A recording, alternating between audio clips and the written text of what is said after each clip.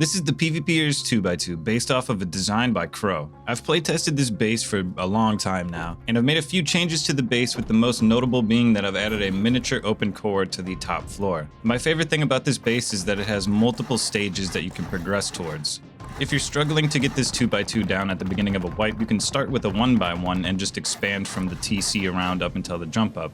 This right side room is where our TC is going to go, and we're going to use the left side as our jump up, and also the way that we're going to get our shelf inside this room. And when trying to remember how to place the direction of your base, when you're facing the room that you want to make your TC, the left and right side of you on the outside will be your jump ups, so that you can kind of orientate your base in the correct direction. At the very minimum, you want to put this door above your jump up, as it'll make it a lot easier to deal with door campers if you have any.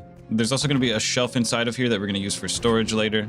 The only other door I'm really worried about adding is the one in front of the TC room, unless you get two garage doors which can go here, because I'm going to be focused on expanding the outside to get more doors. Your jump ups, which also act as honeycomb, are going to go on the left and right side when you walk out of your door, and then this square foundation will turn into our airlock in the future. But if you're really struggling for resources, you can get away with just building foundations and a triangle roof for now, and then that is the final step on the first stage.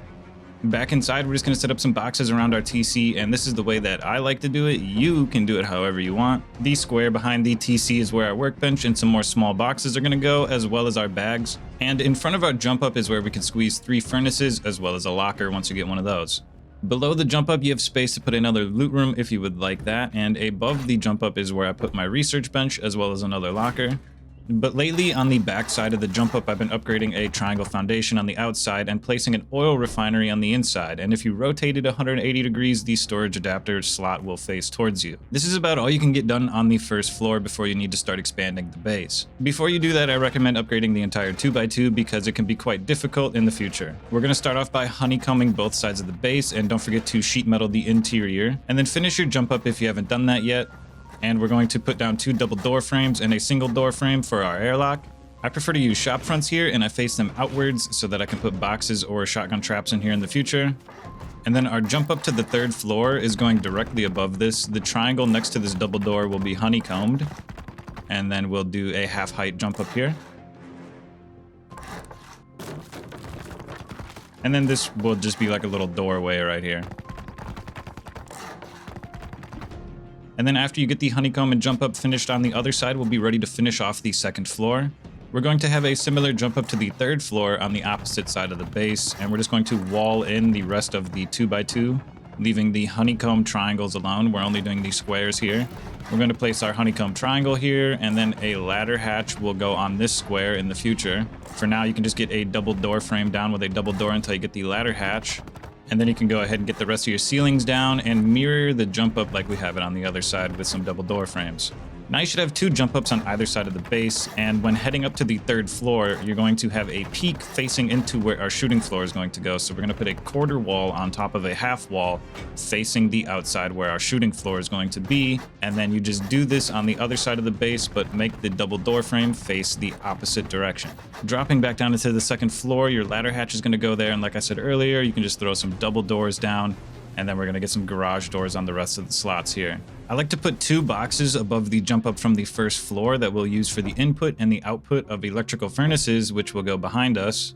And then below the ladder hatch, I'll put another locker down, and we'll use a barrel over here as our buffer box. And if you're confused about what a buffer box is, I'll have a video in the future in my Rust tutorials and guides playlist covering my industrial circuits. Along the wall behind us is where we're going to place 6 electrical furnaces. And the input and output boxes are on this floor because it's super easy to hop in from outside, depot your loot, and then get right back to it. And now we're done with stage 2 of the base, and this is a good place to leave it off at for like day 1 of the wipe. Once you're ready to start expanding your base again, you can head up and finish off the honeycomb on the 2nd floor. I find it very easy to do this from the 3rd floor, and don't forget to sheet metal the interior. Next to both of the double doors will be a single door facing outwards, which is how we'll access our shooting floor. Then you can just wall off the rest of the base. So you can see right there, I placed another single door, and then we finished walling it off, and then upgrade everything, put your ceilings down. This floor will be our miniature open core, and we're going to have a loot room on either side where the triangles are located, and we're going to flip-flop them around. You can build these loot rooms however you'd like, but I just put 2 half-height triangles in there, and I'll throw my boxes down. This room right here is going to be our bedroom with a locker in it, and then next to the ladder hatch is where you can place a large battery behind a single door.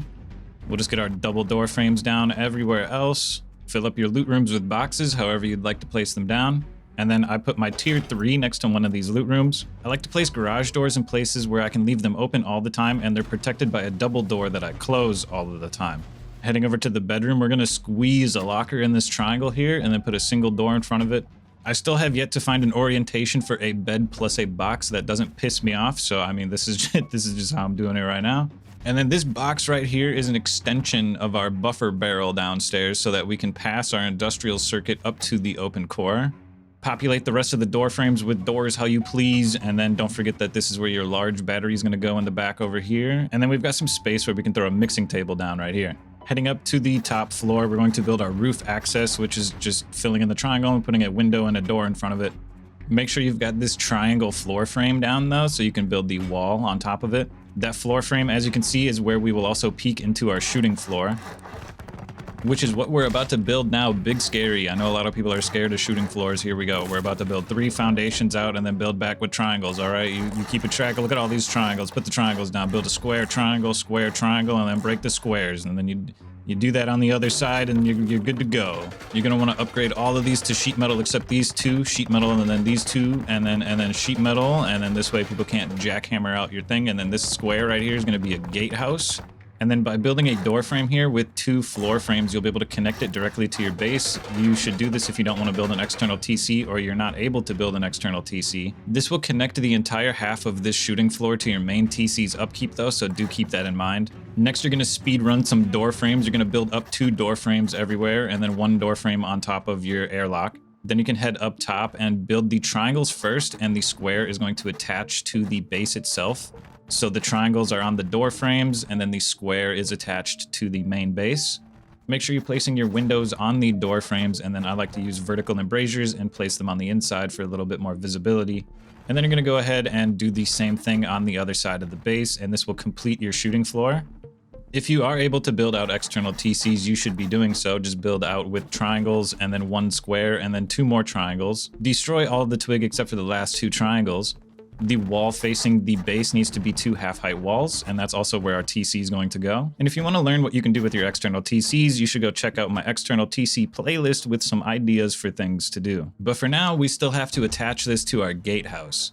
So we're going to place a square off of the external TC, put a door frame down on our gatehouse, and then connect the rest of it up with triangles and upgrade it. By placing the square foundation here with a roof tile, you can disconnect the TC if you ever need to do that, and I just upgrade this to wood usually. I forget which stage we're on. I think we're on stage 4. This is a good spot where you could leave it off at if you need to take a break. This is pretty much the final step before compounding and everything is sealed off. The next step is heading up to the roof and placing some roofs down on the roof so that you can be roofing, but don't be roof camping or I'm gonna roof you, alright? You heard me, roof. The gatehouses that I build are pretty typical. It's just windows on the first floor with half-height walls. On the second floor, upgrade everything, and then place your ceiling tiles down here, and above there is where we'll place some boxes and auto turrets. When building your shooting floor, if you remove these 2 triangles to the left and right of your gatehouse's front door, you'll be able to place down some Patrico peaks, which are real nice. And then get your doors down, place your windows down. I like using reinforced glass windows for the outside and horizontal embrasures for the inside. Up on the top, we're going to place 2 boxes down, which we can use as drop boxes in our industrial circuit in the future, and then 2 auto turrets will go here whenever you get those. So yeah, just keep in mind when building your shooting floor that if you want the Patrico peaks, you have to remove those triangles on the left and right side, and your upkeep should still be fine. From here, you're ready to get your high external walls down, and I personally use the high external wooden walls because they're easier to farm for. The trick that I use is just by building 2 or 3 walls out from each side of the external gatehouse, and then this allows me to connect it in a nice little hemisphere. I'm not too concerned about players laddering over my external gatehouse because I'll have auto turrets there, but I also don't want them standing on top of it, so I'm going to put these barricades down anyway. I like to put these quarter walls here because it makes it harder for anybody that figures out a way through to jump above them, and then that's pretty much all the effort that I give towards that. Like I said, I just use shotgun traps and auto turrets. This is kind of just a scare tactic if you ever get around to doing it. From here, you're just going to want to upgrade absolutely everything on the second and first floor to sheet metal. This includes the jump ups as well inside of our airlocks, and if you want to strengthen your shooting floor to prevent it from collapsing if you get rocket raided, you're going to want to upgrade those door frames too. Above the jump ups to the roof is where you can place your wind turbine towers. I don't normally build these more than 3 or 4 high, but I think you can build them 7 tall if you need to. And with that out of the way, we are done with the base design. The rest of it is up to you. And here's the upkeep for the main TC. And here's how much the upkeep is on each external TC. That's all I got for you guys today. Leave a like if you enjoyed the video. Leave a dislike if you didn't. And I'll catch you in the next one.